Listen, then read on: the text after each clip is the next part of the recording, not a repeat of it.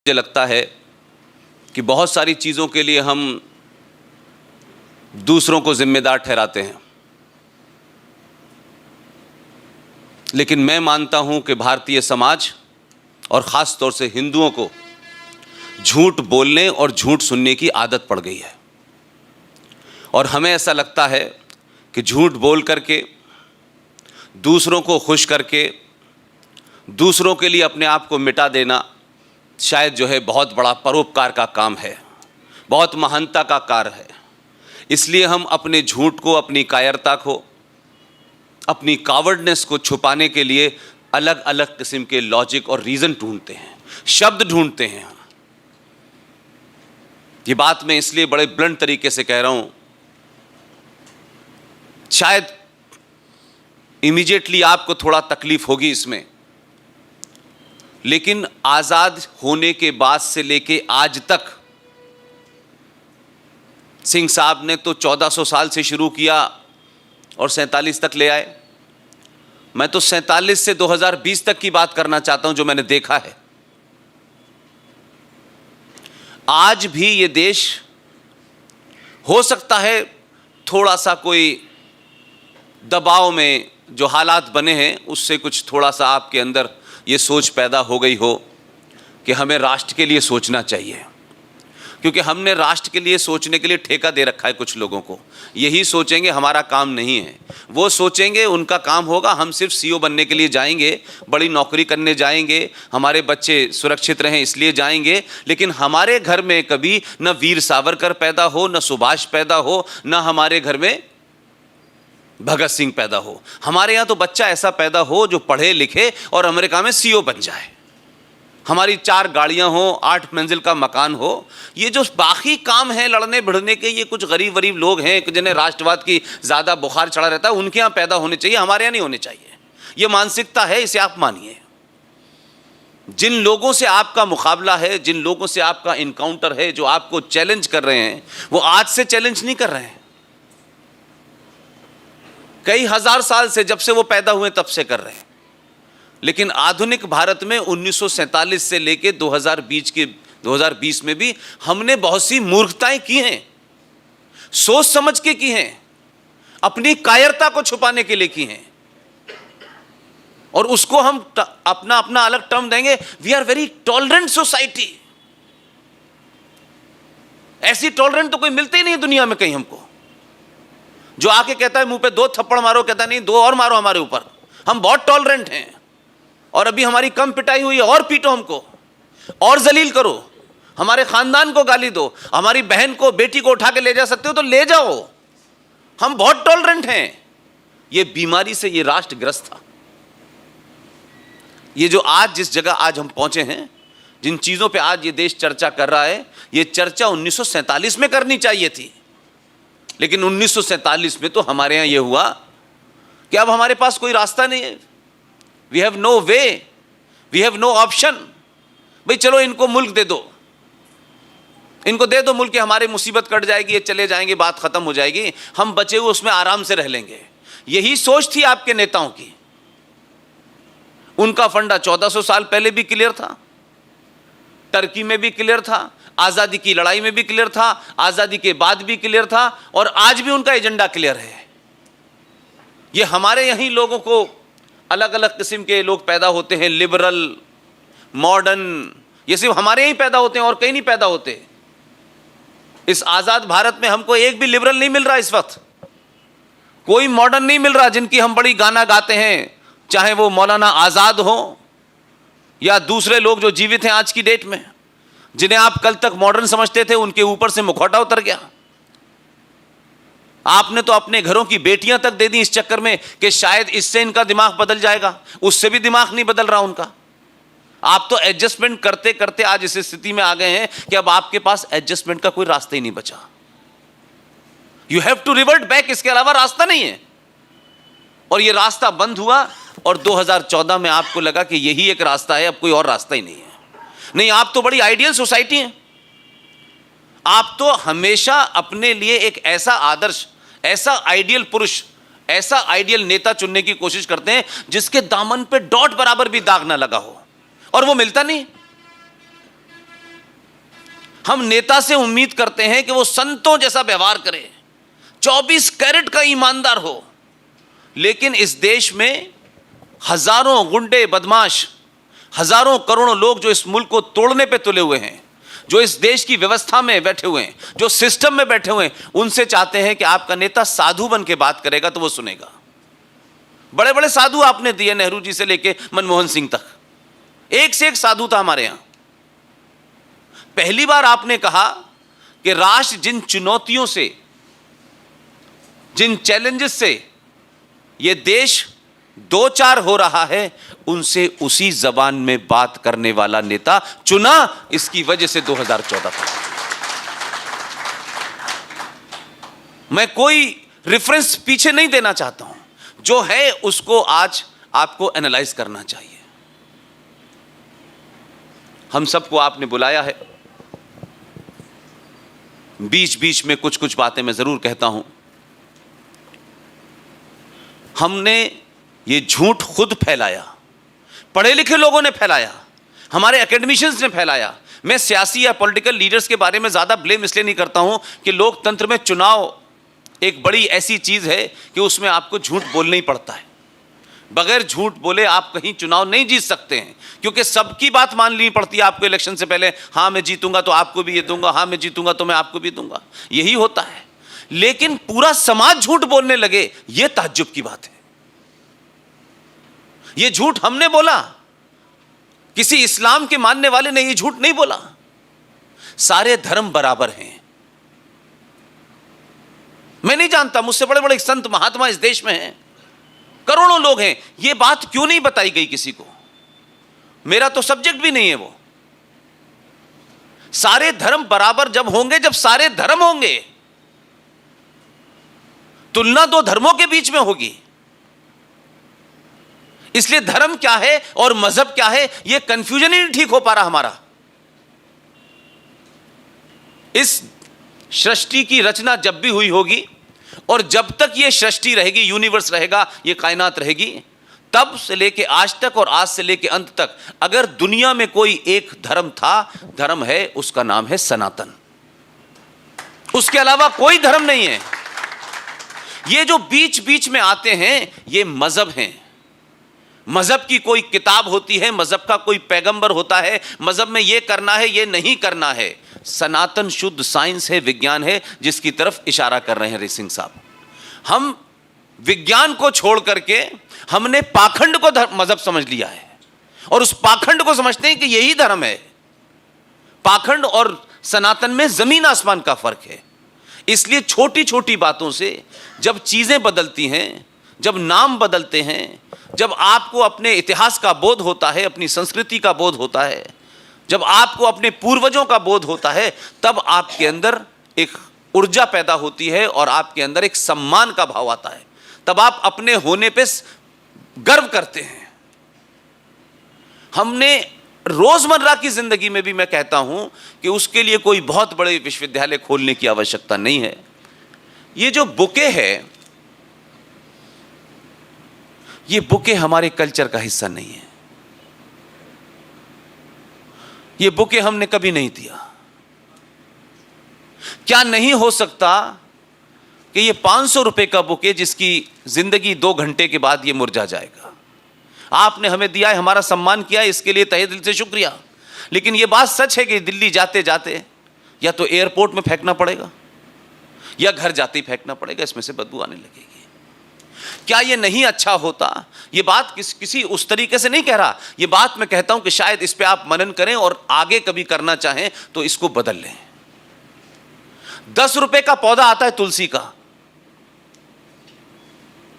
एक छोटे से कुल्हड़ में लगा के दे दें, वो तुलसी का पौधा, उसका मैसेज भी है, उसका लाइफ भी है, और जिनके घरों में तुलसी नहीं है उसमें जाके दे दीजिए, इसमें खर्चा भी नहीं होता है। यहां से भी शुरू कर सकते हैं हम बहुत सारी चीजें। लिहाजा मैं ये मानता हूं कि सिंह साहब ने तो थोड़ा एहतियात बरत दिया है। अब सिंह साहब मेरे सीनियर हैं। सिंह साहब ने कहा ये पूरी कौम ही क्रिमिनल है। मैं कहता हूं कौम में प्रॉब्लम नहीं है, problem is not with the Muslims. The problem is in the Quran. As long as you will not change the Quran, they will not change. ये बात हिंदुस्तान में कोई कहने से डरता है. ये वैसे ही है हमारे यहां कि हम इतने बहादुर लोग हैं कि हमारे मुल्क में पंजाब में कुछ लोगों ने टेररिज्म किया, हमें टेररिज्म का धर्म पता चल गया. 2 लोगों को पकड़ा इस देश में, गलत या सही वो उस बहस पे नहीं जाता मैं, सिर्फ 2 लोगों को पकड़ा, एक साध्वी प्रज्ञा को और एक कर्नल पुरोहित को.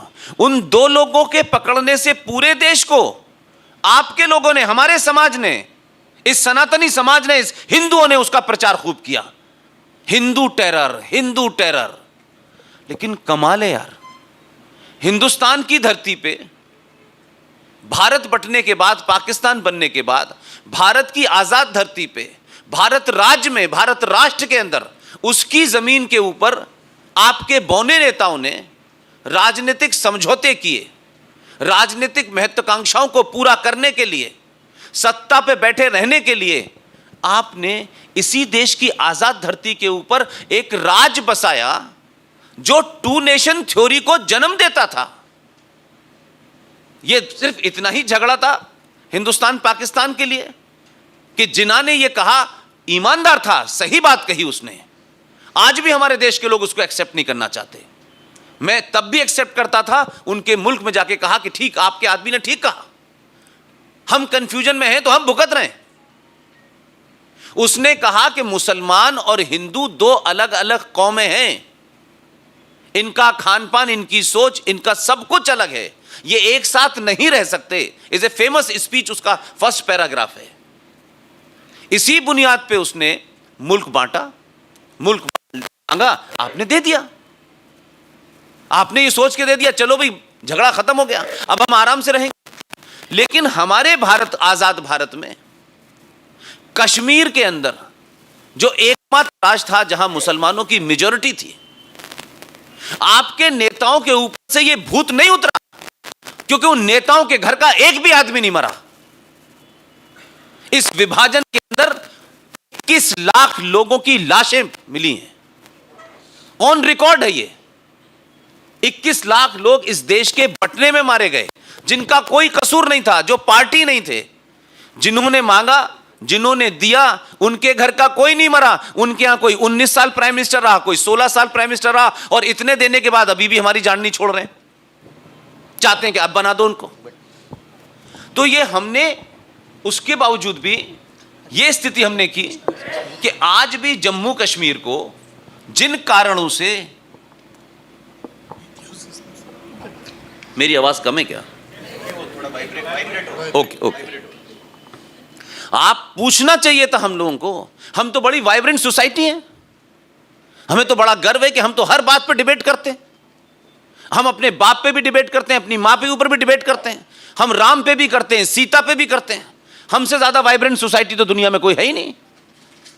लेकिन आपका वाइब्रेशन उस वक्त कहां चला जाता है जब आपके मुल्क में 30 करोड़ लोगों के मजहब के एक पैगंबर के बारे में एक सवाल कोई पूछ लेता है तो उसकी गर्दन काटने का फतवा जारी हो जाता है, और आप नहीं पूछते. तो ये जो वाइब्रेशन है सारा, ये जो लिबरलिज्म है, अपने घर के लोगों को गाली देने के लिए है. हमने नहीं पूछा कोई सवाल आज तक. वहां हमारी सारी बुद्धि कुंद हो जाती है और हमारा सारा ज्ञान रुक जाता है. इसलिए जम्मू कश्मीर भारत की धरती पे 2 नेशन थ्योरी को रिप्रेजेंट करता था. और तो और आपके नेताओं ने भारत के संविधान की धारा 368, 368, which gives the permission to you, whosoever is born in Indian soil, whether is white and red and black and Hindi or English or anybody, he can settle anywhere in the country, anywhere in the country. यह भारत का संविधान, constitution आपको ताकत देता है. लेकिन भारत के नेताओं ने, उनका पर्सनल एजेंडा क्या था, उनका पॉलिटिकल एजेंडा क्या था, उसमें आई एम नॉट इंटरेस्टेड. लेकिन यह भारत उनके बाप का नहीं था. इसमें मेरे बाप की भी कीमत गई है, मेरे पूर्वजों का भी खून गया है. उन्होंने धारा 370 क्यों दी? क्यों कहा कि धारा 370 के माध्यम से भारत की संसद और भारत की सुप्रीम कोर्ट की लिमिटेड पावर होगी जम्मू कश्मीर में? क्यों कहा भाई? किस लिए कहा? क्या वो खास लोग थे? आपने दे दिया, लेकिन आपने 14 मई 1954 को एक और धारा उनको दे दी कि ये भी ले लीजिए, दैट इज 35 है। आपने कहा कि आप तय करेंगे कि जम्मू कश्मीर में हिंदुस्तान का कोई भी मुसलमान, हिंदुस्तान का कोई भी हिंदू, हिंदुस्तान का सिख, ईसाई, पारसी, कोई भी वो जम्मू कश्मीर में जाएगा तो आपको इस बात की ताकत है कि आप उसे नागरिकता दें या न दें। यह पहला देश है। आपने कहा कि हिंदुस्तानी वहां जाके नहीं बच सकता है जब तक आप उसे नागरिकता नहीं देंगे, वहां रोजगार नहीं कर सकता है, वहां नौकरी नहीं ले सकता है, वहां के इलेक्शन में हिस्सा नहीं ले सकता है, वोट नहीं डाल सकता है, चुनाव नहीं लड़ सकता है। लेकिन मनमोहन सिंह हुए थे सियालकोट में पैदा और एमपी बने हैं आसाम से। मनमोहन सिंह कश्मीर से एमपी क्यों नहीं बने? भारत का हिस्सा था। सुबह शाम भारत सरकार कहती है जम्मू कश्मीर भारत का अभिन्न अंग है। अभिन्न अंग is a very integral part of India. For what reason it was integral part of India? क्योंकि भारत की केंद्र सरकार को 1 लाख करोड़ दे दो, 80,000 करोड़ दे दो, what is their contribution in the Indian GDP? Nil. 42 से 45,000 लोग मारे गए, कोई पूछने वाला है? क्योंकि खतरा हमारे दरवाजे पे नहीं है, इसलिए हमको क्या फर्क पड़ता है? और इस देश का मुसलमान निहायत मक्कार है, झूठा है, फरेबी है। मैं तो खुल्लम खुल्ला पूछता हूं, और हिंदुस्तान का एक ईमानदार मुसलमान खड़े होकर मेरे सामने यह बात कहेगा, मैं कुतुब मीनार के ऊपर से खड़े होकर बात अपनी वापस ले लूंगा। आप मुझे बताइए, इस आजाद भारत में संविधान कैसा भी है, उसमें 50 चीजें हैं, उसमें हम लोगों को एक अलग उस पर बहस हो सकती है। जैसा भी संविधान है मान रहे ना हम। हिंदू कोड बिल आया तो कि हमने देश तोड़ने के लिए हम शाहीन बाग पे बैठे थे क्या? हमने शाहीन बाग बनाया था जब हिंदू कोड बिल आया था? हमारा कोई ऑब्जेक्शन था? संसद ने पास कर दिया, कानून बन गया, खत्म बात। उस नो डिबेट फर्दर। क्या सुप्रीम कोर्ट ने कोई फैसला ऐसा दिया जो हमें नापसंद था? हमने दबाव बना करके, ताकत और तलवार के जोर पे सरकार को गिराने के डर से हमने पार्लियामेंट के अंदर जाकर के क्या सुप्रीम कोर्ट के उस फैसले को बदलवाया? कभी आपने भारत की पार्लियामेंट को घेरा? कभी भारत की पार्लियामेंट को डराया आपने? क्यों नहीं डराया भाई? आप इस मुल्क के बाशिंदे नहीं थे? यह ताकत आपने कुछ लोगों को दे दी थी कि सिर्फ वही करेंगे? क्या इस देश के अंदर, पूरी दुनिया में कोई एक घटना मुझे ऐसी बताएं, एक इंसिडेंट ऐसा बता दें पूरी दुनिया में जहां उसके अपने लोग जो उस जमीन के असली मालिक हैं, हजारों साल से हैं, उनको सिर्फ इसलिए कि वो एक ऐसे राज्य में थे जहां वो माइनॉरिटी में थे।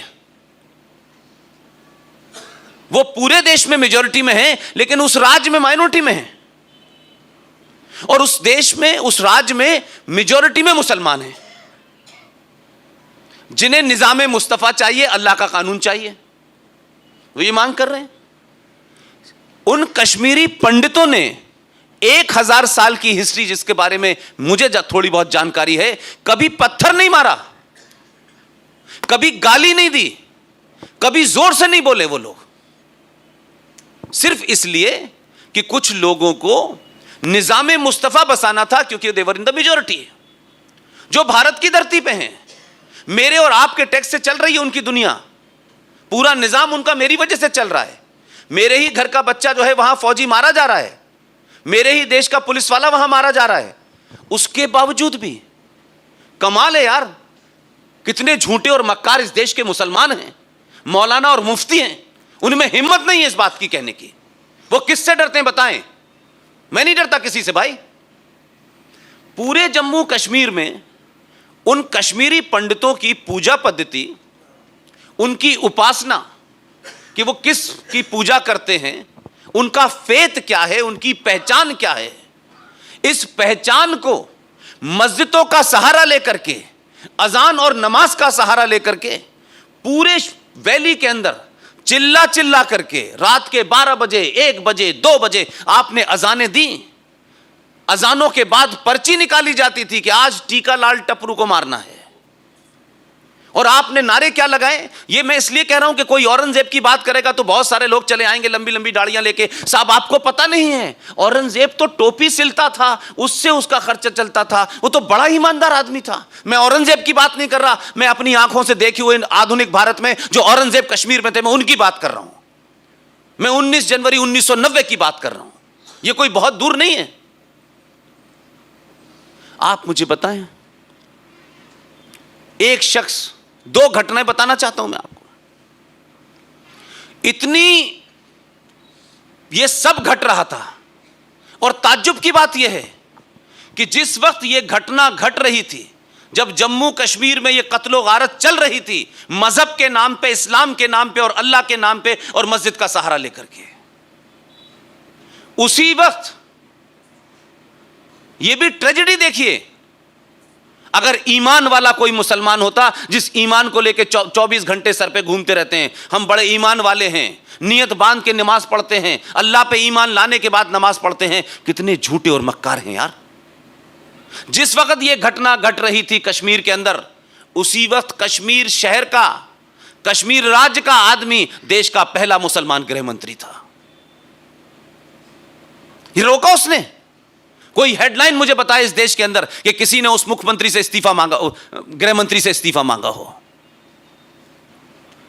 उसने चार्ज लिया 2 दिसंबर 1989 को और 19 जनवरी 90 के अंदर पूरे कश्मीर से 5.5 लाख कश्मीरियों को आपने मार के भगा दिया। पलायन नहीं किया उन्होंने, इज्जत आबरू बचाते बचाते 2,500 कश्मीरियों की हत्या की मुसलमानों ने, सिर्फ इसलिए कि उनका फेथ हिंदू है और वो भारत को रिप्रेजेंट करते हैं, इसलिए नफरत है। आप फौज पे पत्थर मारते हैं इसलिए कि वो हिंदू फौज है। आपकी नफरत का आलम यह है और आप कहते हैं हिंदू मुस्लिम भाई भाई। ये गंगा जमुना तहजीब, ये भाईचारा, ये किस लिए आपने नारे गढ़े भाई?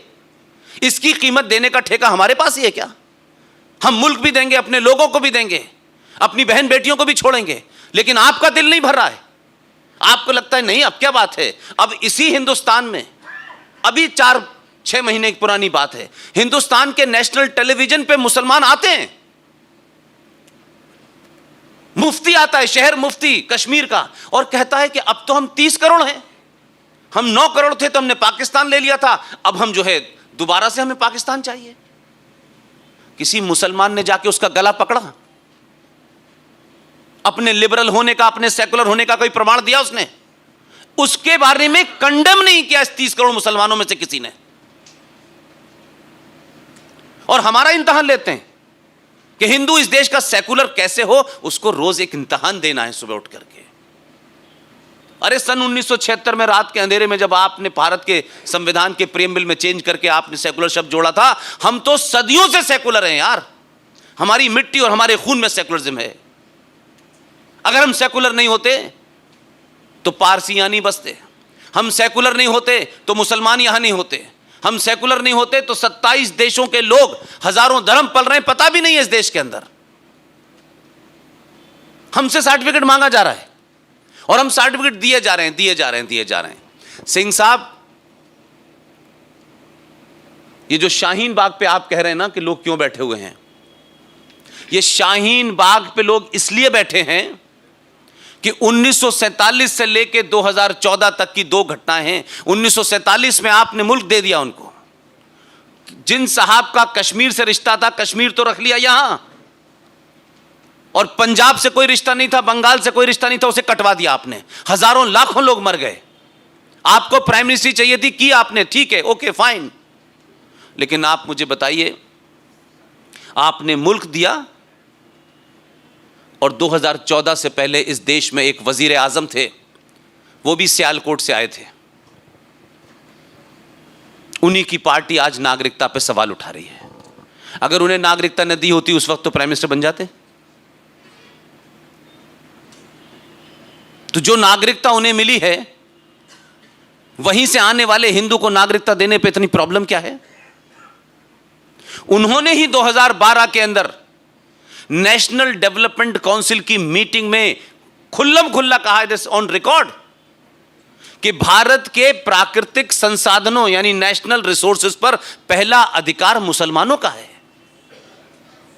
यानी हम तो कूड़ेदान हैं, हम तो सेल के साथ फ्री बिक रहे हैं भाई। 1 किलो रिन पाउडर के साथ में एक बट्टी फ्री मिलती है, हमारी तो औकात उतनी है। हम तो है ही नहीं, हमारा काम है पैसा कमाना और इस देश में भूखे नंगों को सब्सिडी देना, लोगों के लिए घर बनवाना। हमारा घर बने न बने, लेकिन हमारे टैक्स से कुछ लोगों को बनाना है और उनको घर भी दीजिए, और वो मुल्क तोड़ने के लिए भी बाहर निकल आते हैं। हमने मुल्क तोड़ने की कभी बात नहीं की। लिहाजा मुझे लगता है कि हमको साफ बात करनी चाहिए। यह साफ बात आप नहीं करेंगे तो आपको समस्या आज नहीं इससे बड़ी होगी।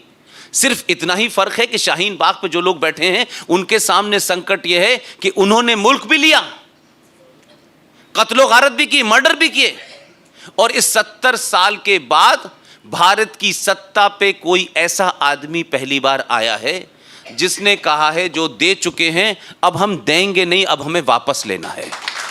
सिर्फ इतना ही फर्क है। अभी उसने कुछ नहीं किया है। उसने पहले यहां से शुरुआत की कि भारत की धरती पे जो एक पाकिस्तान का एजेंट, भारत की धरती पे जो एक्सटेंडेड पाकिस्तान बसा हुआ था, जिनका संविधान अलग था, जिनकी असेंबली 6 साल की थी, जिनका कानून अलग था, जहां प्राइम मिनिस्टर होता था, जहां के तमाम सारे कानून एंटी इंडिया थे। भारतीय जम्मू कश्मीर की लड़की अगर हिंदुस्तान के किसी हिंदू मुस्लिम किसी मजहब और धर्म के आदमी से शादी कर लेती तो उसके प्रॉपर्टी राइट छिन जाएंगे। लेकिन वो मौसूफ जिन्स बेचारा जो भारत का नागरिक है, वो वहां की नागरिकता उसे नहीं मिलेगी, उस लड़की के प्रॉपर्टी राइट छिन जाएंगे। लेकिन कमाल का निजाम बनाया था इन मक्कारों ने कि जम्मू कश्मीर की लड़की हिंदू या मुसलमान अगर पाकिस्तानी लड़के से शादी कर ले तो पाकिस्तानी लड़का जम्मू कश्मीर का नागरिक बन जाएगा, और जब वो जम्मू कश्मीर का नागरिक बन जाएगा तो वो ऑटोमेटिक भारत का नागरिक बन जाएगा। क्या कमाल का रास्ता खोला है। और कहते हैं ओ हो हम तो इस देश के लिए जान दे रहे हैं। झूठ बोलते हो, तुमने इस देश को खोखला कर दिया है। इस देश में क्या कंट्रीब्यूशन है आपकी गंदगी के अलावा? आपने तो कुरान जिसकी आप कस्में खाते हो, कम से कम उसको भी ईमानदारी से मान लेते हैं, उसको भी ईमानदारी से मान लेते हैं। जो भी कुछ थोड़ा बहुत लिखा है, आपने तो कुरान के बारे में पूरी दुनिया में जो बदतमीजियां की हैं, जिस तरीके से आपने झूठ फैलाया है, और आप भारत में कहते हैं आरएसएस और विश्व हिंदू परिषद और ये तमाम सारे लोग भाई मुसलमानों के बड़े खिलाफ हैं। अरे शुक्रिया अदा करो कि ये हिंदुस्तान है। पूरी दुनिया में आप जलील हो रहे हैं, पूरी दुनिया में आपको मारा जा रहा है, पूरी दुनिया में इस्लाम के रूप को आपने प्रदर्शित किया है, आरएसएस और बीजेपी ने नहीं किया है।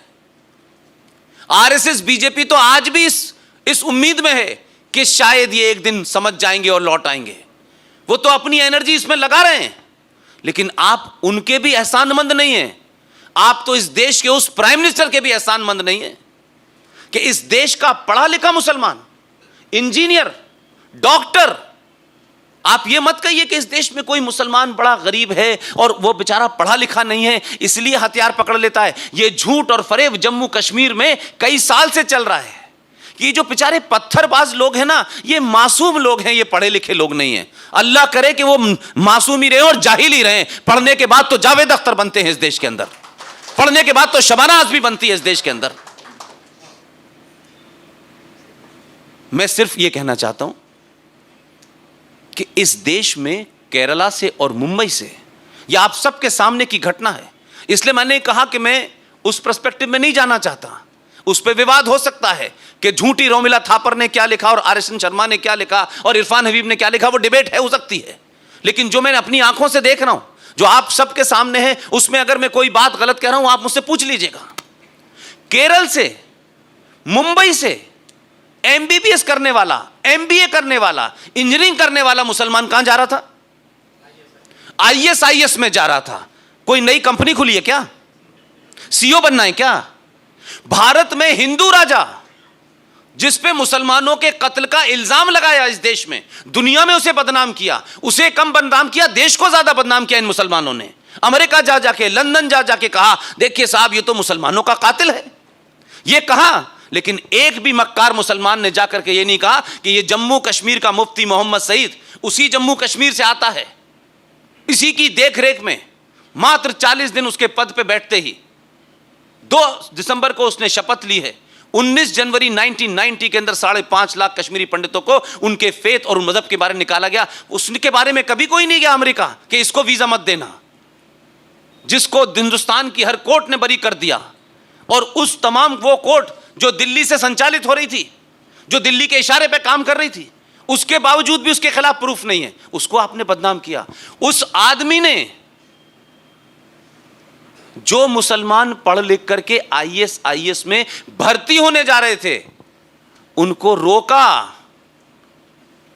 मैं होता तो कहता जाओ, जल्दी जाओ और चले जाओ, यहां मत रुको, यहां नहीं है तुम्हारे लिए नौकरी, क्योंकि तुम जो नौकरी करना चाहते हो वो फैक्ट्री हमारे पास नहीं है, क्योंकि तुम्हें नौकरी जैशे मोहम्मद की पसंद है, तुम्हें लश्कर तोयबा की पसंद है, तुम्हें ISI की पसंद है, तुम्हें हिंदुस्तान की नौकरी पसंद नहीं है। उस आदमी ने इसके बावजूद भी कि उसके दामन पे इतने दाग थे, उसने पढ़े लिखे मुसलमान को रोका, उसकी सरकार ने रोका कि इनको पकड़ो, ये गलत रास्ते पे जा रहे हैं। उसके बावजूद भी उस पर सवाल है।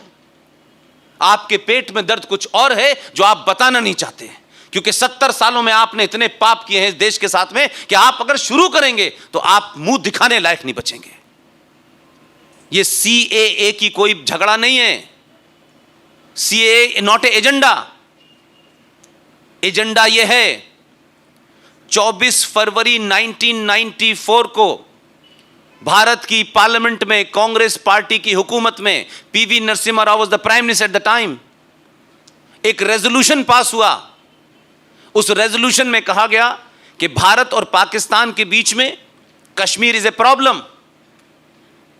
और उस रेजोल्यूशन में यह कहते हुए अगली लाइन ये जोड़ी गई कि प्रॉब्लम सिर्फ इतनी है कि जो जम्मू कश्मीर के हिस्से पे पाकिस्तान ने कब्जा किया है उसे वापस लेना है।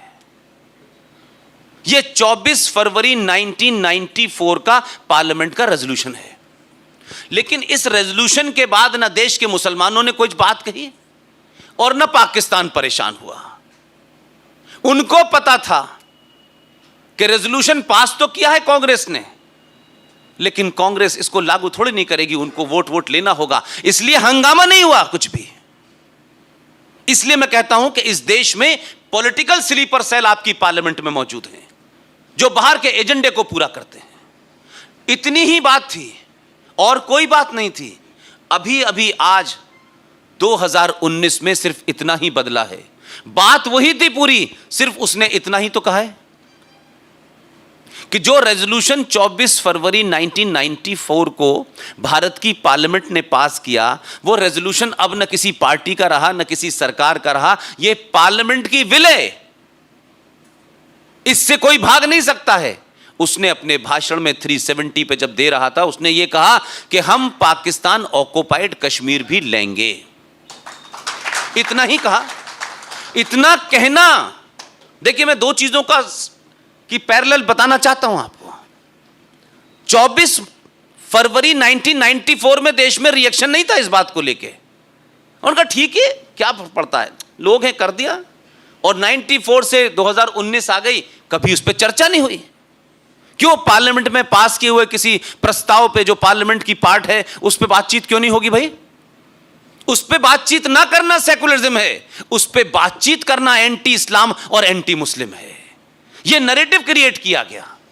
इस आदमी ने उस रेजोल्यूशन को पढ़ा और कहा कि ये तो कांग्रेस पार्टी ने पार्लियामेंट में सर्वसम्मति से पास किया था, कांग्रेस नहीं कर पाई, वो काम हमें करना है क्योंकि ये पार्लियामेंट का हिस्सा है। ये कहने से पड़ोसी भी पागल हो गया है और यहां भी शाहीन बाग में लोग बैठे हुए हैं। समस्या ये नहीं है, समस्या ये है कि उन्हें अंदाजा नहीं था कि हमने पिछले 70 सालों में इस देश के अंदर एक इनविजिबल पावर स्ट्रक्चर खड़ा किया हुआ है जिसको कोई नहीं हिला सकता है। जब भी हमारे इंटरेस्ट के खिलाफ, जिसे वो अपना इंटरेस्ट समझते हैं क्योंकि इनका इंटरेस्ट नेशन से अलग है, नेशन उनका इंटरेस्ट नहीं है, जब भी कोई बात होगी हम इस देश की सरकारों को, इस देश के सिस्टम को, we will force them to bow down before us. और होता रहा तो उनको लगा होता रहेगा। उनको पता नहीं था कि नेहरू जी जा चुके हैं। यकायक लगा उनको, कह रहे ये क्या हो गया है। ये तो देने की जगह, डरने की जगह, ये तो वापस लौटना शुरू कर दिया इसने। तो पहला काम 370 और 35 पे हटा करके भारत की धरती के ऊपर एक नाजायज इस्लामिक स्टेट को उसने कुचल दिया। He demolish with all legal democratic ways. पहला दर्द है। दूसरा दर्द है कि साथ साथ इसने कहा कि जिस पे कब्जा है, जो भारत पिछले 50 साल से कह रहा है, कोई नरेंद्र मोदी आज नहीं आया है, ये तो 2014 में आया भाई। पिछले 47-75 साल से हम यही सुन रहे हैं, जम्मू कश्मीर भारत का अभिन्न अंग है, पाकिस्तान ऑक्युपाइड पर पाकिस्तान का इलीगल कब्जा है, यही हम मानते हैं, यही हम दिखा रहे हैं। तो भाई आप क्या ये चाहते थे कि इसको हम बोलते रहें, बस बोलते रहें? अरे एक आदमी आया जिसे बोलने का भी शौक है और करने का भी शौक है, तो आपको क्यों लगा कि ये बोलेगा? उसने कहा ये बोलेगा भी और कर भी देगा। तो पहले तो संकट ये हुआ कि ये सिस्टम बदल गया, अब बदल गया है तो उन्होंने कहा हम पीओ को भी लेंगे, तो प्रॉब्लम वहां भी हो रही है, वो भी बेचारे बौखलाए घूम रहे हैं, और यहां जो उनके सेल हैं स्लीपर, ये भी बौखलाए घूम रहे हैं। भारत देश के साथ हैं, राष्ट्र के साथ हैं, या किसी आप अपने निजी एजेंडे के साथ हैं, यह तय होना चाहिए।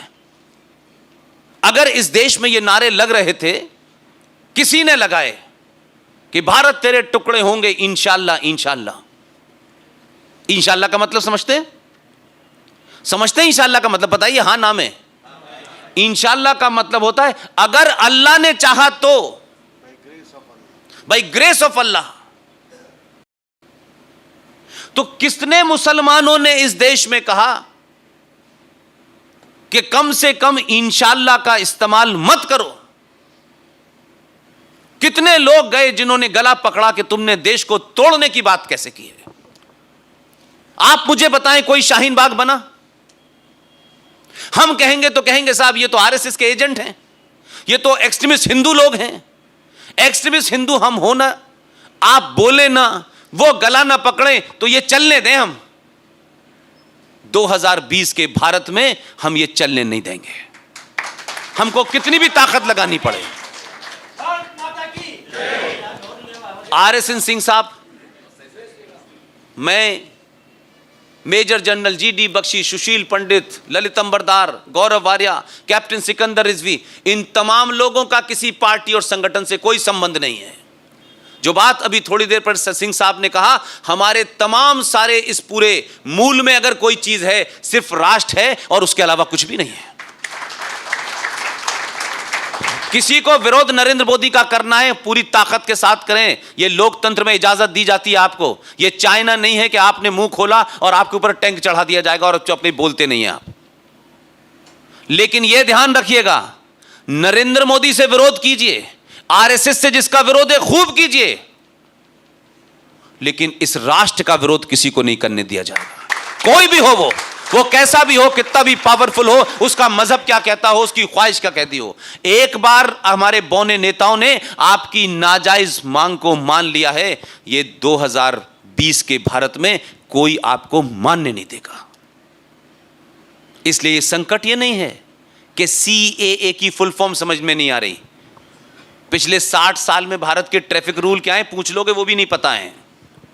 लेकिन पेट में दर्द CAA में कुछ और है, इसलिए कि भारत की पार्लियामेंट ने पार्लियामेंट्री प्रोसीजर के तहत तमाम वो चीजें जो पार्लियामेंट में होती हैं और होनी चाहिए, 370 35A को हटाया।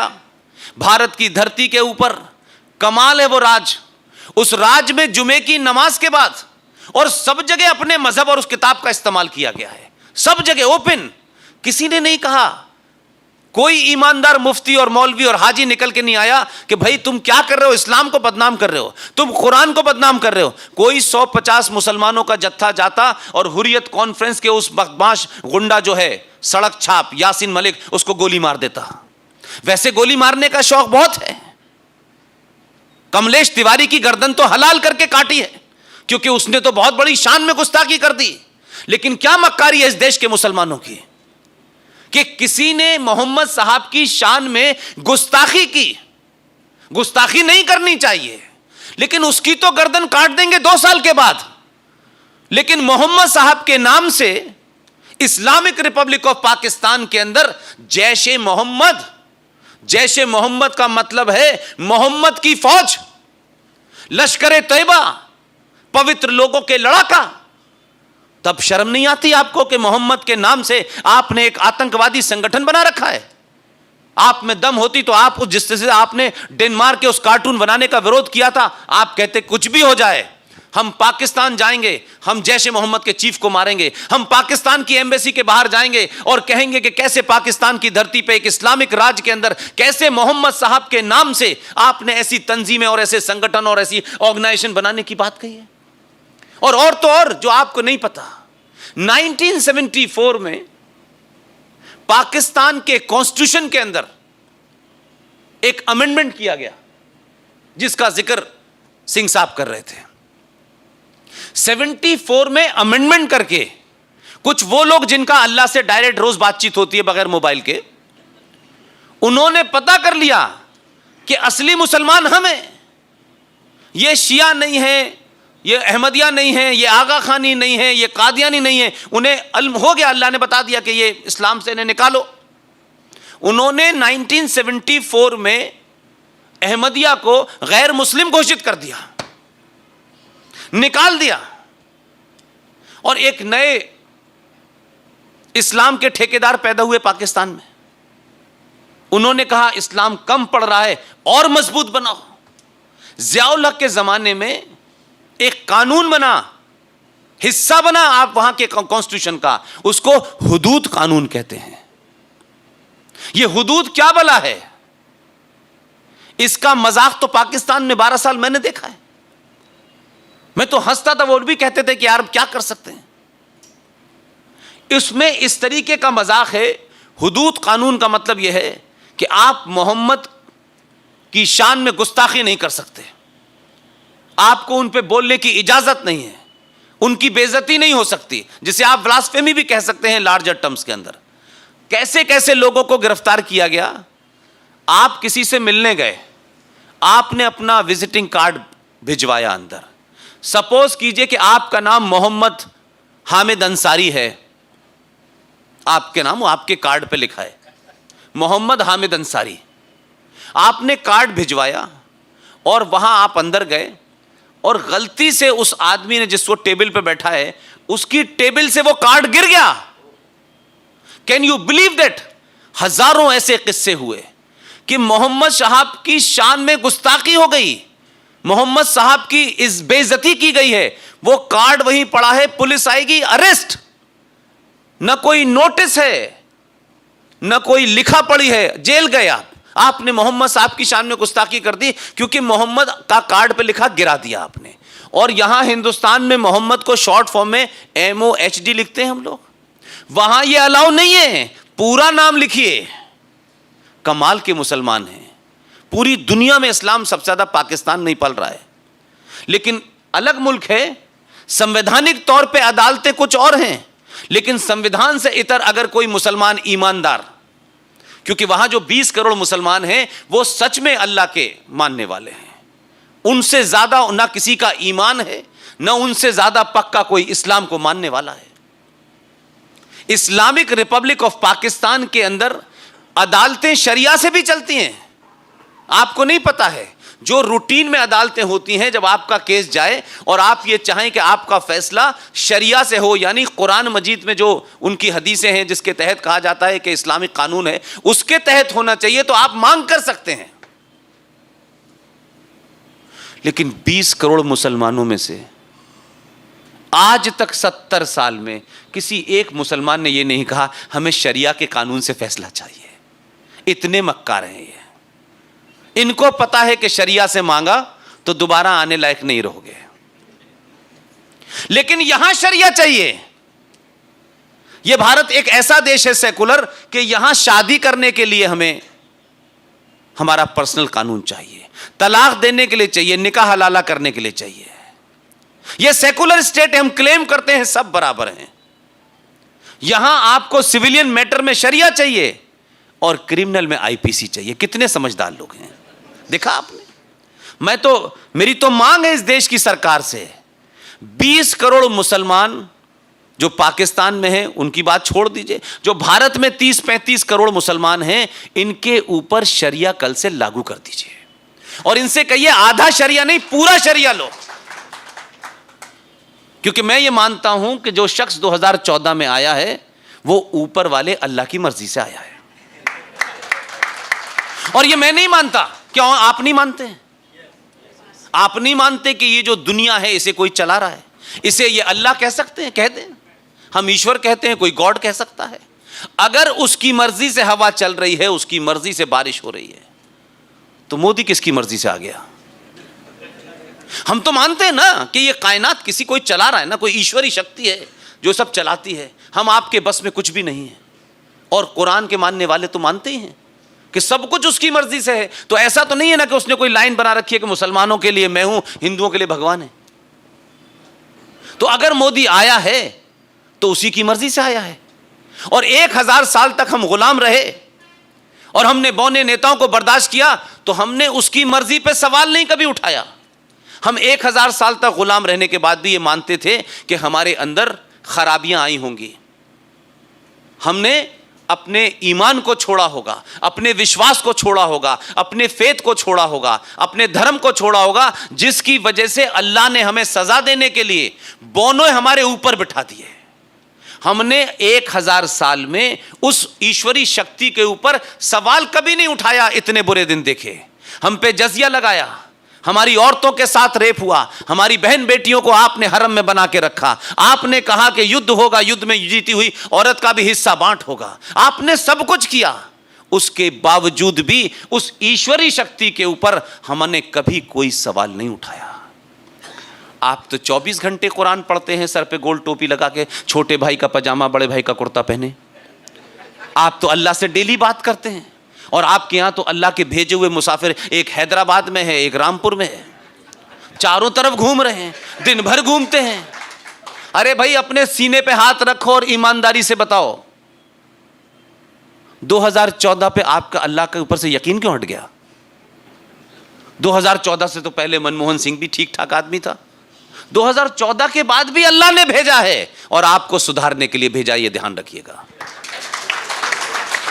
मुल्क तो सुधरेगा, वो तो सुधरेगा, पहले वो आपको सुधार दे। इसलिए आपने जीत वोट दिए, 90 करोड़ हिंदुओं ने वोट दिए, उसे किसी मुसलमान ने वोट नहीं दिया। ये गलतफहमी का शिकार मैं नहीं हूं, आप होना चाहते हैं तो होइए। मैं तो खुल्लम खुल्ला इस बात को कहता हूं। उसने आने के बाद भी इनका काम पहले किया कि नहीं नहीं ये ज्यादा गड़बड़ कर रहे हैं, अल्लाह ने कहा है, मेरे बताए रास्ते से उतर गए हैं। उन्होंने फरमाया है कुरान मजीद के अंदर कि जिन लोगों का अल्लाह पे ईमान है, जिनका मुसल्लत ईमान है, जिनका कंप्लीट ईमान है, जो अल्लाह के बताए रास्ते पे चलेंगे, अल्लाह फरमा रहे हैं उसमें, उन्होंने कहा कि मैंने तुम्हारे लिए सब कुछ दिया है, एवरीथिंग, लेकिन मैंने तुम्हें जिंदगी जीने के लिए कुछ रास्ते बताए हैं। उन रास्तों से अगर तुम उतरोगे तो मैं फिर भेजूंगा किसी को। अब वो भेज दिया है उसने तो तकलीफ हो रही है। अरे आपको सुधारने के लिए भेजा है। आपको पता ही नहीं है कि 1400 साल में आप किस बीमारी से ग्रस्त हो गए हैं। इसलिए 15 साल की ठीक ठाक ट्रेनिंग गुजरात में देने के बाद दिल्ली भेजा, ताकि गलती ना करे, ठीक से ऑपरेशन करे। कहीं ऐसा ना हो कि सर्जरी में मरीज मर जाए। अभी तक मरा नहीं उसके हाथ से कोई, ठीक ठाक ऑपरेशन कर रहा है। लेकिन कभी कभी कुछ बीमारियां ऐसी आपके अंदर चली जाती हैं कि आप कहते हैं मैं बीमार नहीं हूं। जैसे नशा करने वाले आदमी को आप कितना ठीक करें, उसे नशे की लत छुड़ाने के लिए धीरे धीरे छुड़ानी पड़ती है। एक बार में दवा देंगे तो वो मर जाएगा, इसलिए धीरे धीरे दवा दे रहा है। 370 लिया, 35 पे समाप्त किया। कोर्ट ने कहा कि ये देश जाग चुका है, क्योंकि इससे पहले इस देश का कोर्ट आपको सीरियस नहीं लेता था। इस देश के कोर्ट की समस्या यह थी कि जैसे इस देश के इंस्टीट्यूशन दंगाइयों से, जिहादियों से डरे होते थे, इसीलिए सुप्रीम कोर्ट भी फैसला देने से पहले डरती थी। सुप्रीम कोर्ट ने गलती से एक फैसला दे दिया 1986 में। भोपाल की एक औरत थी जिसका नाम था शाबानो, उसके हक में फैसला दे दिया। कोर्ट ने अपना काम किया, उसने ना हिंदू देखा ना मुसलमान देखा।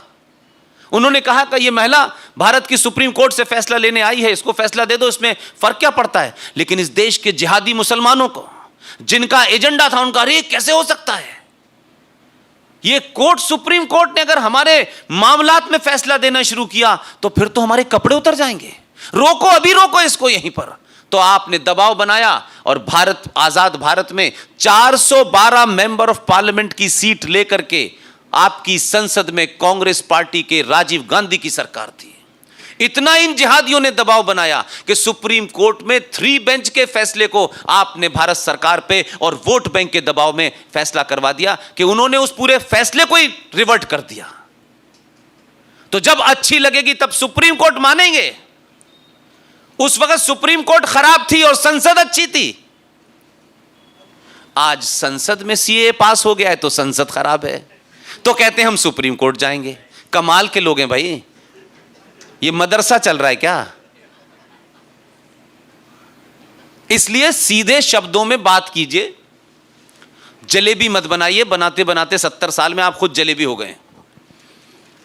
और मैं नहीं चाहता कि मेरी जनरेशन के बाद जब मैं इस धरती से जाऊं, कुछ लोगों की ख्वाहिश है जल्दी जाऊं, लेकिन मैं उनसे कहता हूं कुरान पढ़ो, अल्लाह जब चाहेगा तभी जाऊंगा, तुम्हारे चाहने से नहीं जा रहा।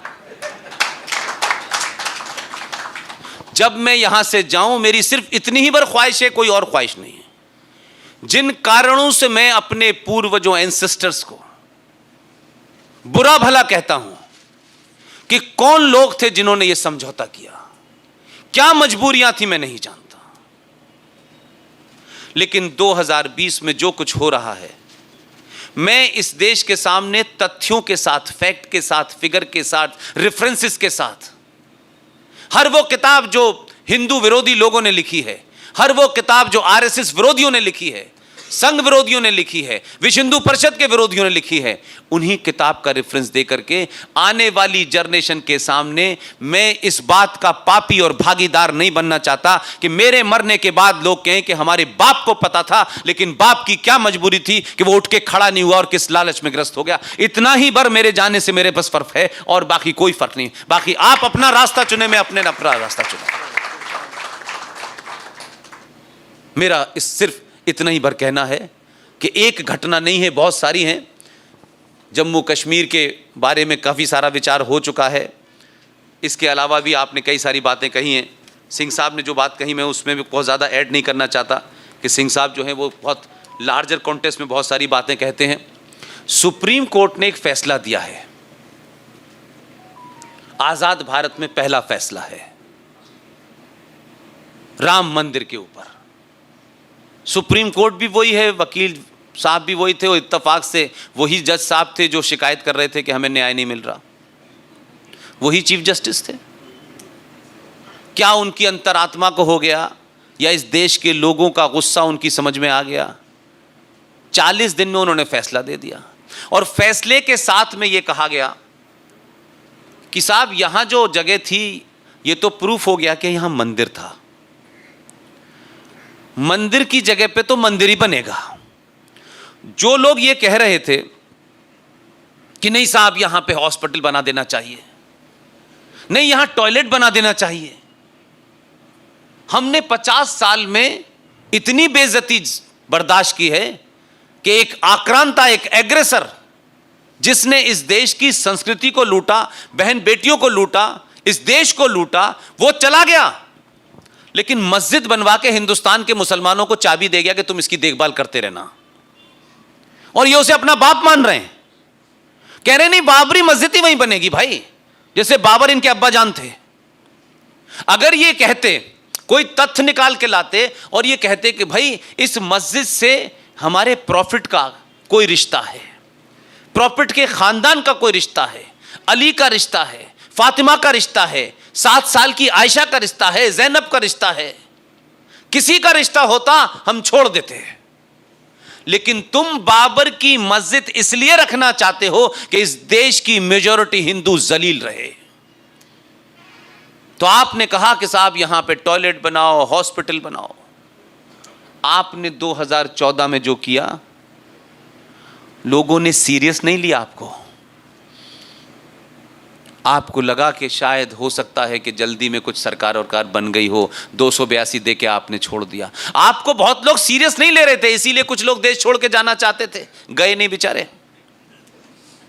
कुछ को लगा दबाव बनाओ, उन्होंने बेचारों को जो बड़ी मजबूरी में से ले दे करके दलाली करके सरकारों की जो थोड़े बहुत अवार्ड इकट्ठे किए थे, जोश में कह दिया हम अवार्ड वापस कर देंगे, वापस हो गए। अब सरकार ने कहा दे दिया, अब हम वापस नहीं करेंगे आपको। अब उनके पास कुछ बचा ही नहीं, अब पजामे कुर्ते में टहल रहे हैं मंडी हाउस पे। इत्तेफाक से आपने कहा कि भाई 2014 नहीं, हमने जानबूझ के 2014 किया था, और 2014 में कमी रह गई थी वो हमने 2019 में पूरी कर दी है। और जब आपने ये कमी पूरी कर दी तो सत्ता तो बदली। इस देश में जो इंस्टीट्यूशंस थे उनको इस देश का मिजाज पता चल गया। इसलिए वही लोग जो न्याय मांग रहे थे पत्रकारों से, चिल्ला चिल्ला के कह रहे थे, किसी ने नहीं कहा। और भारत की जुडिशरी से कोई कह भी नहीं, 40 दिन में देंगे हम फैसला।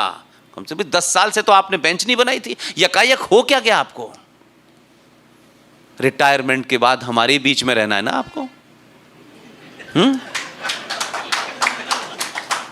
हमारी खामोशी को मजाक समझ रखा है। हर चलता गहरा ऐरा गहरा आ रहा है, पूछ रहा है, क्या कहते हैं, भगवान रामचंद्र जी यहां पैदा हुए थे, डेट ऑफ बर्थ सर्टिफिकेट दो। तुम पूछ रहे थे भगवान रामचंद्र जी का डेट ऑफ सर्टिफिकेट, हमारे प्राइम मिनिस्टर ने तुम्हारा पूछ लिया तो तुम धरने पे बैठ गए। उसने इतनी तो कहा है अपना दे दो भाई। तो ये सोसाइटी, ये हिंदू, ये सनातनी अपने उस शैल से बाहर निकलें, सच बोलें। मर के जीने से कोई कौम जिंदा नहीं रहती। आप कितना भी छोड़ के जाएंगे, जो आपकी औलादों के भाग्य में होगा वही रहेगा, नहीं तो नहीं मिलेगा। और आप तो उन लोगों में से हैं जो ये कहते हैं कि जो हमारे भाग्य में है उसे कोई रोक नहीं सकता, और जो नहीं है उसे कोई दिला नहीं सकता। फिर किस लालच में आप बिल्डिंगें, मकान बनाने में लगे हुए हैं? और आपकी इस लालच को देख करके ये जिहादी मालूम है क्या कहते हैं? हम पागल हुए हैं जो मकान बनाए। इनके 2 बच्चे हैं, दोनों अमेरिका में हैं। बुढ़े बुढ़िया का क्या पता है, हम ही रहेंगे। पागल हैं जो हम टाइम वेस्ट करें मकान बनाने में। और ये हो रहा है, इसीलिए पूरे भारत में 500 कश्मीर बन चुके हैं।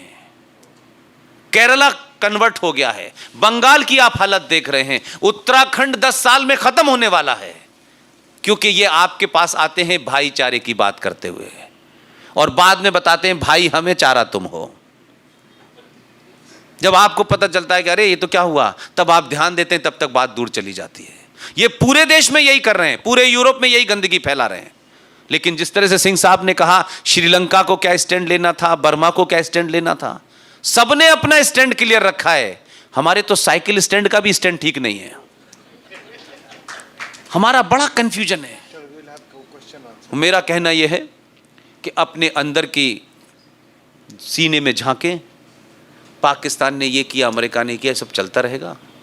जिस दिन भी आपको ये बोध हो जाएगा, जो मुझे लगता है कि होना शुरू हो गया है, आपको पता चल गया है कि आप किन की औलादें हैं, आप किस धर्म और संस्कृति के लोग हैं, ये स्थिति 100 साल तक बना के रखिए, पूरी दुनिया वहीं झुकेगी जो आज से हजारों साल पहले थी। बहुत बहुत शुक्रिया, थैंक यू वेरी मच।